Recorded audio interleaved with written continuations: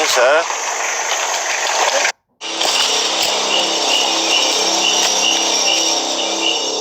But according to the American Drug Enforcement Agency, it's the other way round. They say the rebels are rather fighting only to control the opium production.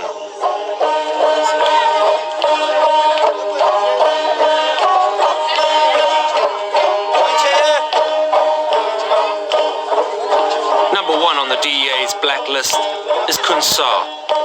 He's the biggest drug emperor of the Golden Triangle.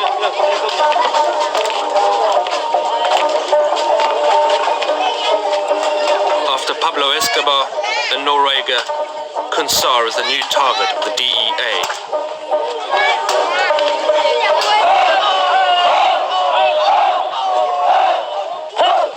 Despite years of pursuit, Kun Sa's empire still grows.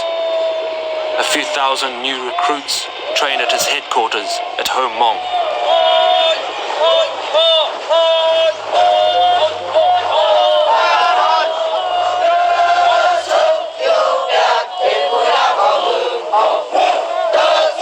The front line with the Burmese army is not more than a 3-hour walk from here. Ho Mong is always prepared for a Burmese air attack.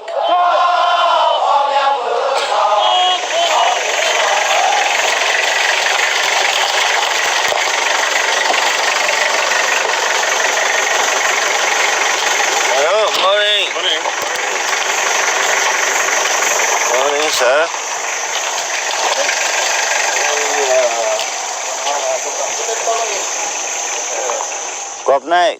The American drug enforcers are putting Thailand under pressure. They've put a price on my head. Nobody's allowed to visit me. Not even you.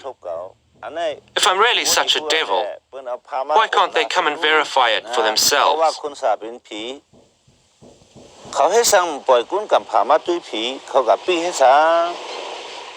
The Thai government doesn't give journalists permission to cross the border to Kun Sa's area. On the other hand, there are no limitations to Thai commercial contacts with him.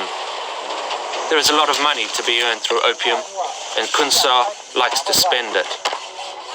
That's why Ho Mong doesn't look like the usual hideout.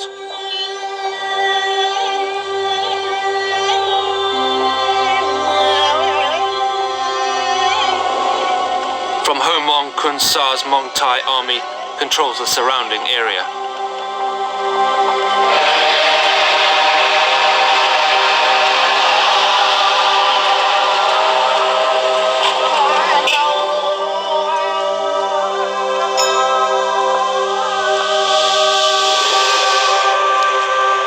Hills live the so-called hill tribe people.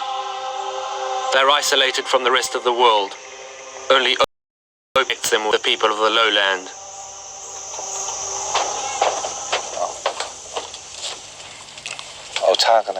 Show me.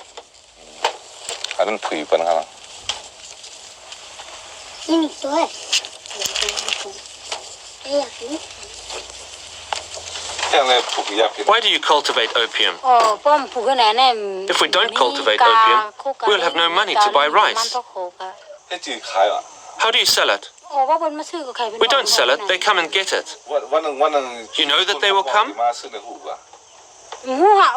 Yes, we have opium, and then there's somebody who asks, do you have opium? And he buys it.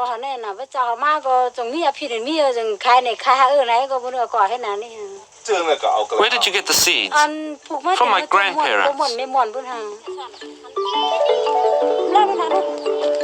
The family of this woman has cultivated opium for many generations. Nobody forces these people to cultivate it.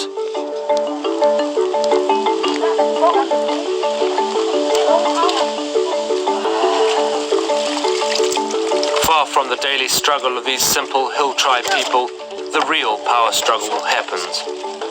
Whoever's the boss of the lowland decides who buys the opium. Who buys the opium?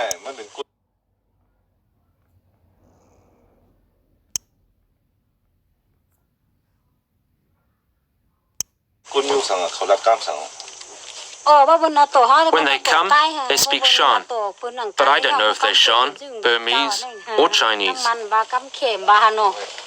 เอาไว้ตรงไหนกันเนี่ย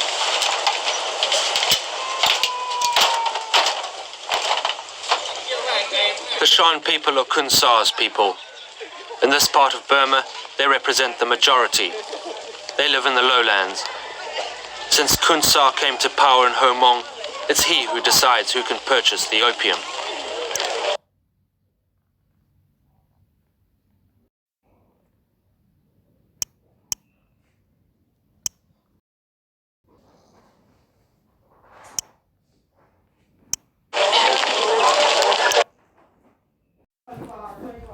Alright, 25, 25, 25.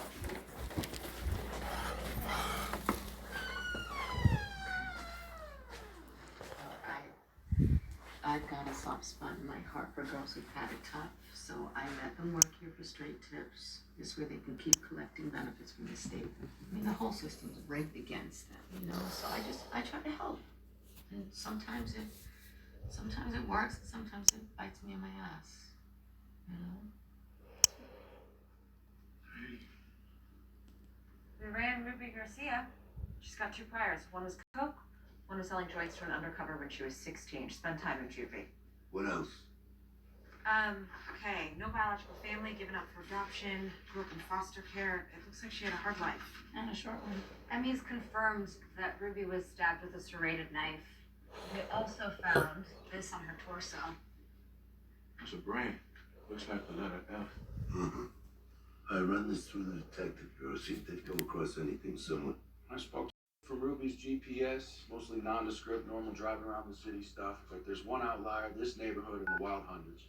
She went there 4 times in the last month, including right before she got jacked. Well, it's got to be where the weight is kept. She's picking up dope from the source. Right, so dig in, talk to your CIs, find out who's moving heroin in that area. And find out who Ruby was working for. So right now, he's looking good for her murder.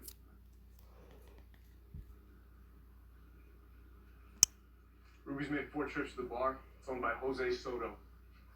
DEA's got an open case. They think Soto's bringing bulk heroin into the country for the Cali cartel. The bar's legit. Real business happens upstairs. All right, Adam, Kevin, Upton, you're with me. Jay and Kim, breach to the west side of the building, but on my order. So let's move. Sarge. But you stay outside, keep eyes on the bar. Try to avoid the windows.